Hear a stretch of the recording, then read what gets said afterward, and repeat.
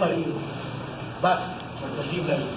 जिंदगी के अंदर अगर आपको जीना है और आपको खुश रहना है तो 5 काम कर लो। एक नमाज पढ़ लो, एक रोजा रख लो, और एक माँ बाप की खिदमत कर लो, और एक भूखे को खाना खिला दो। जिंदगी में कभी परेशानी नहीं होगी इंशाल्लाह। बहुत शुक्रिया, बहुत शुक्रिया। ये जफर भाई ने हमारे लिए एक बहुत बड़ा मौजज़ा बना दिया। हम जैसे को लिए, हम यतीमों के लिए, हम बेघरों के लिए जो है ये छत दे दी। ये तो हमारा कोई भी पुरसाने हाल नहीं था। कभी इधर कभी इधर।